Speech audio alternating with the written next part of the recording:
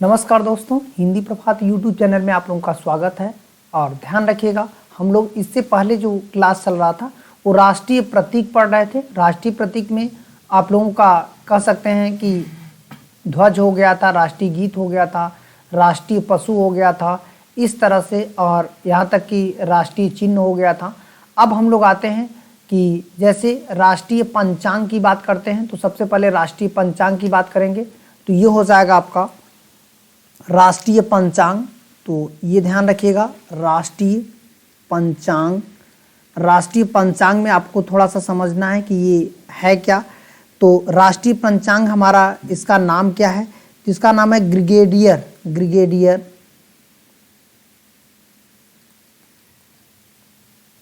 ग्रिगेडियर Gregorian calendar है, Gregorian calendar. आपको ये ध्यान रखना है, ये ग्रिगेरियन कैलेंडर है। और ये कब से लिया गया है? ये शक संवत से लिया गया है, शक संवत। तो शक संवत कब से प्रारंभ होता है? 78 ईस्वी से। इसका मतलब यहीं से शक संवत, यहीं से ईस्वी शुरू हो जाता है, ईसा पूर्व होता है। और ये स्टार्ट किस शासक ने किया था शक संवत को? तो ये हो जाएगा कनिष्क ने इसे प्रारंभ किया था। और इसी ग्रिगेडियर कैलेंडर को, इसमें टोटल इस कैलेंडर में देखा जाए तो दिनों की संख्या 365 है, 365 दिन है। लेकिन ध्यान रखिएगा, 4 वर्षों में इसमें क्या होता है? 4 वर्षों में 366 दिन हो जाते हैं, जिसे हम लोग लीप वर्ष कहते हैं। इसी को लीप वर्ष भी कहा जाता है। इसका मतलब है कि इसे राष्ट्रीय पंचांग के रूप में कब मान्यता दिया गया?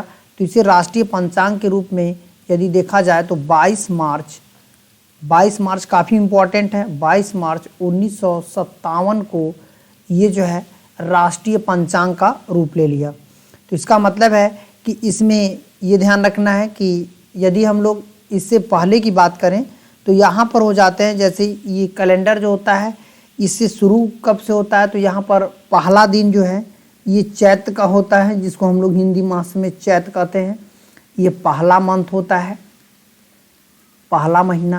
तो ये ध्यान रखिएगा, पहला महीना चैत्र का होता है। और इस तरह से यदि यह सामान्यतः पहला महीना किस तिथि को होता है? तो ये हो जाता है, या तो ये 22 मार्च को पड़ेगा, ये पहला महीना का जो पहला दिन है, या तो ये 21 मार्च को पड़ेगा। इन्हीं दोनों दिन में ये पहला महीना का पहला दिन पड़ जाएगा, इसको कहते हैं फर्स्ट दिन। तो इस तरह से हमारा राष्ट्रीय पंचांग की बात होती है। और राष्ट्रीय पंचांग से अब तक इतने ही क्वेश्चन बने हुए हैं, तो ये काफ़ी महत्वपूर्ण क्वेश्चन है। फिर इसके बाद हम लोग आते हैं राष्ट्रीय जो है, यदि देखा जाए तो अगला टॉपिक हमारा हो जाएगा राष्ट्रीय जो है पुष्प की बात करते हैं। तो ये देखिए, राष्ट्रीय पुष्प काफ़ी महत्वपूर्ण है। ये राष्ट्रीय पुष्प, यदि राष्ट्रीय पुष्प की बात करें तो ये भी काफ़ी महत्वपूर्ण है राष्ट्रीय पुष्प। इस पर जो क्वेश्चन बनते हैं तो इसमें हम लोग कह सकते हैं इसको कमल कहा जाता है। हमारा राष्ट्रीय पुष्प क्या है? कमल है। और ये भी ध्यान रखिएगा कि यह राष्ट्रीय पुष्प है और इसे एक पवित्र पुष्प भी कहा जाता है। एक पवित्र पुष्प कहा जाता है। और फिर इसके बाद यह भारतीय कला एवं पौराणिक की दृष्टि से काफ़ी महत्वपूर्ण है। मतलब कि इस पवित्र पुष्प को पौराणिक कह सकते हैं, पौराणिक साहित्य की दृष्टि से काफ़ी महत्वपूर्ण है यह पवित्र फूल।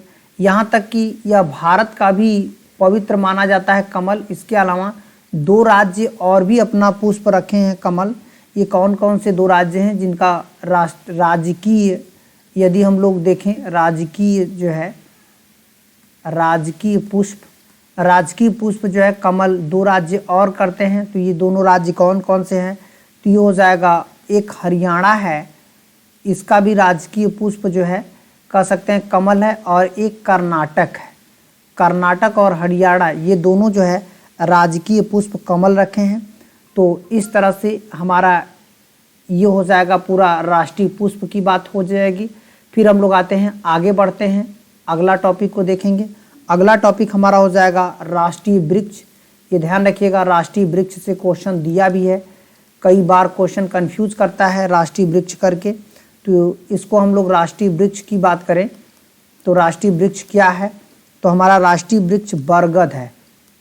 ये बरगद है जिसको हम लोग फिगस बैंगनेसिस कहते हैं और यह राष्ट्रीय वृक्ष है और यह अपनी जड़ों के कारण काफ़ी प्रसिद्ध है, जिसे हम लोग क्या कहते हैं, इसकी टहनियों और जड़ों के कारण ये लंबे समय तक जो है जीवित रहता है। इसी कारण इस जीव को हम लोग क्या कहते हैं, या इसके कारण, इसकी विशेषता के कारण, मतलब कि यदि हम लोग कह दें कि इसकी टहनियों में विशेषता है, इसके अलावा जो है एवं डालियों, इसकी डालियों के कारण ये काफ़ी लंबे समय तक जीवित रह सकता है। भारत में सर्वाधिक समय तक जीवित रहने वाला जो पौधा है यही है। इसका मतलब है कि ये भारत में लंबे समय तक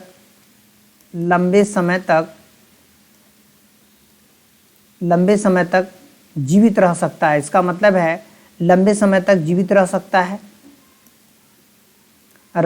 है क्योंकि इसके टहलियाँ जो है वो एक दूसरे स्थानों पर जा करके कह सकते हैं कि ये लंबे समय तक बची रहती हैं। इसी कारण बरगद को जो है अमर पौधा माना जाता है, अमर पौधा, इसीलिए इसे अमर पौधा माना जाता है। तो इस तरह से ये हमारा राष्ट्रीय वृक्ष के रूप में है। अब हम लोग आते हैं अगला टॉपिक आपका राष्ट्रीय फल की बात करते हैं। ये देखिए राष्ट्रीय फल, तो आपको ये ध्यान रखना है कि राष्ट्रीय फल क्या है, तो इस पर से क्वेश्चन बन सकते हैं। तो यहाँ पर हमारा राष्ट्रीय फल की बात करेगा तो ये मैंगो है, जिसको हम लोग आम कहते हैं, ये राष्ट्रीय फल होगा। यह उष्णकटिबंधीय का फल है जो काफ़ी व्यापक पैमाने पर भारत में इसकी खेती की जाती है और इसलिए जो है ये कह सकते हैं कि काफ़ी प्रसिद्ध माना जाता है। तो ये देखिए, और यहाँ तक कि फिर हम लोग राष्ट्रीय नदी की बात यहीं पे कर लेते हैं। राष्ट्रीय नदी, तो राष्ट्रीय नदी की बात करते हैं। यहाँ पर देखिए, तो हमारी जो गंगा नदी है इन्हें राष्ट्रीय नदी का दर्जा दे दिया गया है और ये काफ़ी महत्वपूर्ण है। गंगा नदी जो है कि ये गंगोत्री से निकलती हैं और भागीरथी नाम से जाना जाता है और ये इन्हें जो है राष्ट्रीय नदी का दर्जा भी दे दिया गया है। राष्ट्रीय नदी के रूप में इसे जाना जाता है और इसी नदी में रहने वाली जो है एक जलीय जीव है गंगा डॉल्फिन। गंगा डॉल्फिन, तो गंगा जो डॉल्फिन है, यदि हम लोग इसकी बात करें तो गंगा डॉल्फिन को राष्ट्रीय जलीय जीव का दर्जा दे दिया गया है। राष्ट्रीय जलीय जीव का दर्जा दे दिया गया है, जलीय जीव का दर्जा दे दिया गया है। ये देखिए दर्जा दे दिया गया है। तो इस पर क्वेश्चन ऐसे भी बनाए जा सकते हैं। अब देखिए ये दर्जा कब दिया गया था राष्ट्रीय जलीय जीव का, यदि पूछेगा दर्जा कब दिया गया था तो ये हो जाएगा 5 अक्टूबर 2009 को यह दर्जा जो है दिया गया है। फिर इसके बाद हम लोग आते हैं आपका राष्ट्रीय विरासत पशु की बात करते हैं। ये देखिए राष्ट्रीय विरासत पशु, ये देखिए राष्ट्रीय विरासत पशु। यदि हम लोग राष्ट्रीय विरासत पशु की बात करते हैं तो यहाँ पर देखिए क्वेश्चन बनाए जा सकते हैं। राष्ट्रीय विरासत पशु जो है हमारा ये कौन सा है, तो ये हो जाएगा हाथी। हाथी हमारा राष्ट्रीय विरासत पशु है। यदि देखा जाए तो इसे जो है 22 अक्टूबर 2010 को इसे देश का राष्ट्रीय विरासत पशु के रूप में मान्यता दे दिया गया। 22 अक्टूबर 2010 को इसे मान्यता दिया गया। फिर इसके बाद हम लोग आते हैं राष्ट्रीय मिष्ठान की बात करेंगे। राष्ट्रीय मिष्ठान, तो ये देखिए राष्ट्रीय मिष्ठान क्या है, तो ये ध्यान रखिएगा गरीबों का मिष्ठान जिसको जलेबी कहा जाता है, ये हमारा राष्ट्रीय मिष्ठान है जलेबी। और इसे ये ध्यान रखिएगा इसको गरीबों का मिष्ठान भी कहा जाता है, गरीबों का मिष्ठान भी कहा जाता है। इसका मतलब है कि इसे गरीबों का मिष्ठान का भी दर्जा दे दिया गया है। यदि पूछेगा हमारी जो जलेबी है ये हमारी राष्ट्रीय मिष्ठान है और इसे गरीबों का दर्जा दिया गया है। तो इस तरह से जो है हमारा राष्ट्रीय मिष्ठान हो जाएगा। फिर इसके बाद हम लोग आते हैं जो अगला क्वेश्चन बनता है, जैसे आपका कह सकते हैं कि राष्ट्रीय पक्षी की बात करेगा। तो ये देखिए राष्ट्रीय पक्षी की बात करता है यदि आयोग, तो राष्ट्रीय पक्षी कौन सा है, तो यहाँ से भी क्वेश्चन बनाए जा सकते हैं।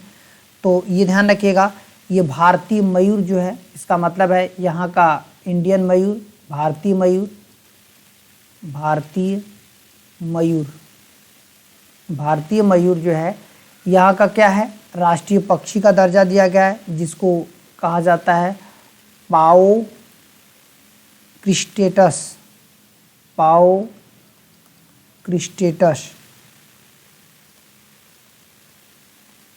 क्रिस्टेटस जो है इसे कहा जाता है। और ये जो है काफ़ी महत्वपूर्ण है। इसके वन्य जीव संरक्षण अधिनियम में इसे मयूर को संरक्षित कब से किया गया, इसका मतलब है कि इस जीव को कब से संरक्षित किया गया, तो 1972 में वन्य जीव संरक्षण अधिनियम लाया गया, वन्य जीव संरक्षण अधिनियम। तो इस संरक्षण अधिनियम के तहत आपको ये जानकारी होनी चाहिए कि इस अधिनियम के तहत इसको क्या किया गया, इस राष्ट्रीय पक्षी को भी मतलब कि मयूर को भी क्या किया गया, संरक्षित किया गया।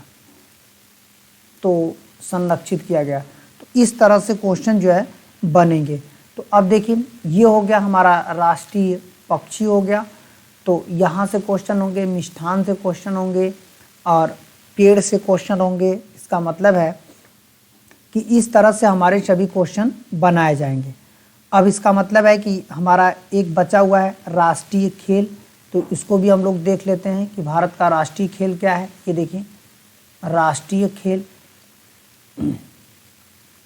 राष्ट्रीय खेल की बात आती है तो यहाँ से क्वेश्चन बनाए जा सकते हैं। तो राष्ट्रीय खेल जो है ये हमारा हॉकी है।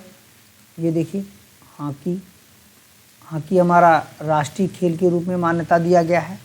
और यदि देखा जाए तो इसे जो है काफ़ी लंबे समय तक भारत में हॉकी रहा और हॉकी के जादूगर की उपाधि किसे दिया गया, जादूगर, हॉकी के जादूगर के रूप में किसे मान्यता दी गई, तो ये ध्यान रखिएगा ध्यानचंद को, ध्यानचंद, ये मेजर ध्यानचंद थे। हॉकी के जादूगर जो है मेजर ध्यानचंद से। तो यहाँ पर जो क्वेश्चन बनता है यहाँ से क्वेश्चन बन सकते हैं।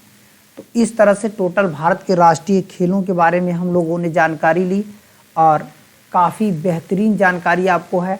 और इस चीज़ को ध्यान रखना है कि ये जितनी भी हमारे राष्ट्रीय खेल, राष्ट्रीय प्रतीक और राष्ट्रीय सिंबल से लेकर के स्तंभ से लेकर के सब जितना बताया गया काफ़ी महत्वपूर्ण है। ये रेलवे की एग्ज़ाम हुआ, चाहे BDO का एग्ज़ाम हुआ, SSC हुआ, PCS हुआ, लोअर PCS हुआ, या कोई भी एग्ज़ाम के लिए काफ़ी महत्वपूर्ण साबित होगा।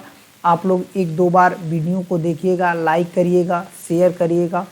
धन्यवाद।